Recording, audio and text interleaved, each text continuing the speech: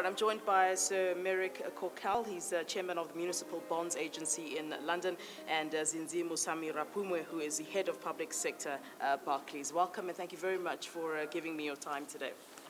Well, firstly, let's begin with a sort of open question. We were speaking about the importance of developing the public and private sector partnerships. How do you envisage that this should be done?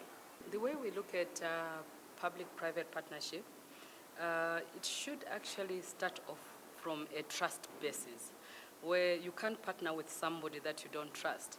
And trust is built over a period of time where people engage more. So it has to start off with conversations and engagements that are really value-based, engagements that are output-based, where you agree on key actions. You can start off with small things, and then you can build that relationship over time.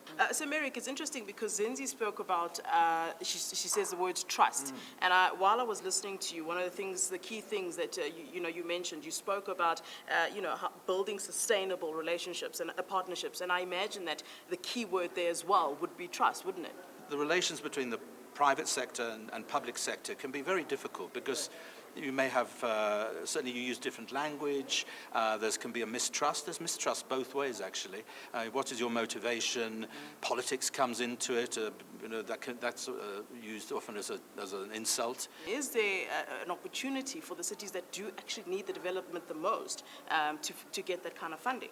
Banks they're not philanthropic charities or anybody else. The private sector has to make a profit on their balance sheet because they've got investors and they have to pay their dividends. And the powerful cities, those that aspire or are less rich, the powerful cities have a responsibility to work with them, but they're not. They're not charities. They can't be expected to pay.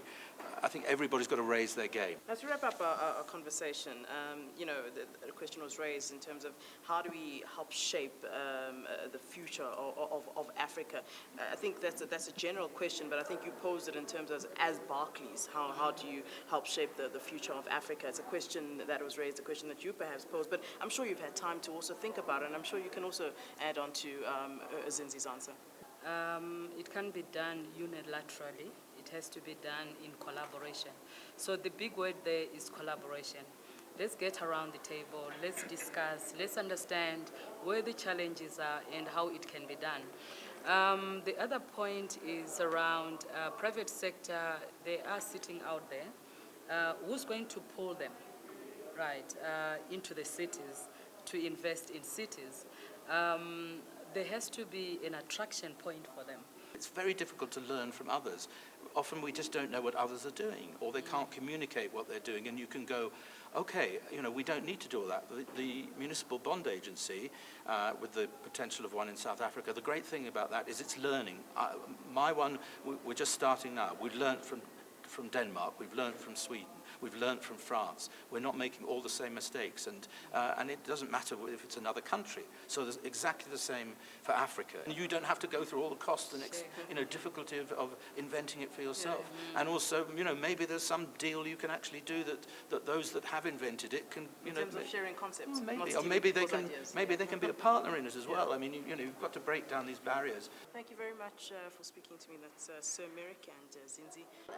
In those summits, it's one of the objectives is to create a platform for all the African cities, because this is one of the only organization where we can group the cities of Africa.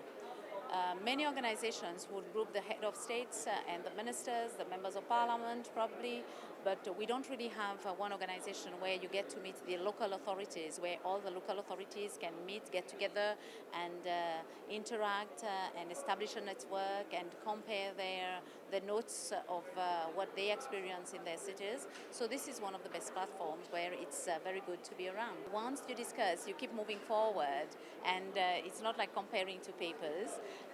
Every time we meet, we always move forward because we have issues that has been discussed, and the next step now is the way forward. So yes, we're moving forward, and I'm sure in the next Africity in 3 years' time, it will be another way improvement as well. The session that I'm going for now is city to city peer learning. There again, it's in fact indeed it's the example where peer city. When you meet, you discuss, and you learn from each other, and that's what we do. Instead of why do you have to make the mistake that your neighbor has made? So that's one of the areas. Je me présente Madame Annie Diouf, je viens du Sénégal, je viens de la Confédération nationale des travailleurs du Sénégal et je suis la secrétaire générale du syndicat national des travailleurs de l'économie informelle, Sinatrin. I'm Annie Diouf. I'm from the Confederation of Workers of Senegal, and I'm also the General Secretary of the Union of Informal Economy of Senegal. La réunion est importante pour les syndicats et surtout pour l'Afrique, parce que je crois qu'aujourd'hui c'est la gouvernance de l'Afrique qui se réunit ici en Afrique du Sud. Et c'est important pour les syndicats parce que tout le monde sait que le syndicat est une structure qui défend les droits des travailleurs et surtout des travailleurs de l'économie informelle. Parce que l'Afrique ne peut plus se passer de la main-d'œuvre de l'économie informelle. So basically, because the majority of workers in Africa are in the informal economy, it's extremely important for the trade unions that there's something like this, because they defend the rights of workers, and particularly the rights of workers in the informal economy. And by the cities coming together, they need to appreciate that it's important for them to be organizing around the rights of workers, including in the informal economy in the cities. Je crois que l'avenir de l'économie de l'Afrique du Sud et du Sénégal est entre les mains des femmes. Parce que je crois qu'aujourd'hui, partout où on passe, dans toutes les instances, ce sont des femmes qui sont là et qui mènent à bien leur travail. Et l'économie informelle aujourd'hui est occupée presque à 60% de femmes dans les capitales africaines. Et c'est la raison pour laquelle nous voulons que nos gouvernants qui sont là, ici, en Afrique du Sud, pensent à nous, réfléchissent aussi sur la situation de ces acteurs. So she says things are changing, that basically women are dominating now in the economy, and particularly in the informal economy. It's more than 60% of the economy occupied by women, but women are also playing a leading role, and particularly in the organizations of informal workers. Je veux voir le Sénégal et l'Afrique du Sud dans la place des grands. On a dit, chaque année, il y a une conférence internationale sur les pays les plus avancés. Mais je veux que le Sénégal et l'Afrique du Sud soient classés parmi les pays les mieux avancés du monde. She'd like to see these two countries playing a leading role among the leading countries of the world. This is the third Africities I've been to.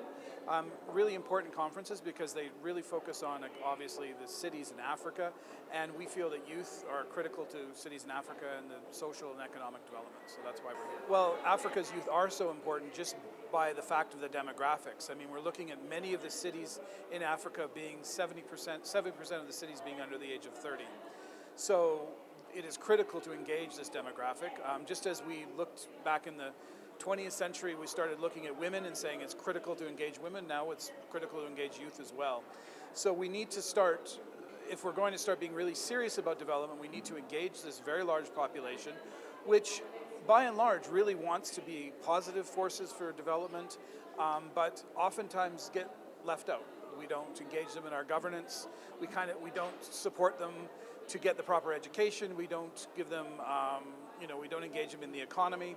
So that's really what I'm here to talk about, and I think it seems to resonate. I mean, all the meetings and conference meetings we've had with the different cities have all been the same, that yes, we need to engage youth, young people. How do we do it? So that's what we're here for. The theme is very important for Cities Alliance because we believe that we really need to communicate with the communities, the people who are affected by what's happening, and we also want to reach out to associations of people living in slums, and so often they have been ignored, and it's always been the national governments who voice them, but we actually think it's important that they have a voice in what's happening in their community and what's happening in their environment. So we do really welcome the theme, and we also like the focus on young people and women. Just to give you a background, we've been here 3 days prior to Africities.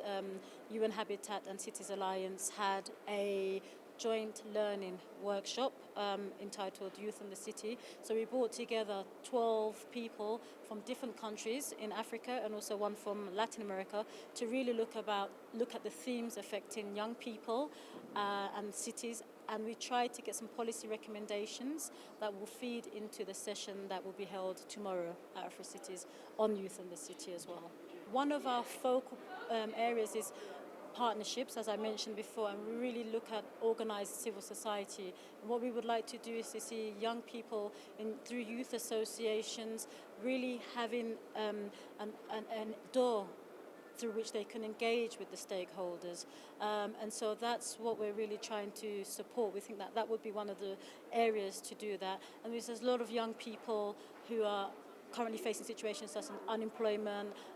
We had a gentleman from Peru who's focusing on getting young people who could fall into crime. So we're trying to see if we can support their organisation, and we really think the idea would be to galvanise movements and to provide some kind of dialogue between the young people and the stakeholders and the decision makers. So my reflections on Africities to date is that I'm absolutely overwhelmed by the sense of energy and positivity around our continent. I think for the first time we're really pulling together as a continent and mobilizing around Africa 2063 agenda, and I'm very optimistic that if we work together and put aside all of our differences and pull together as a continent, this is really the time for Africa.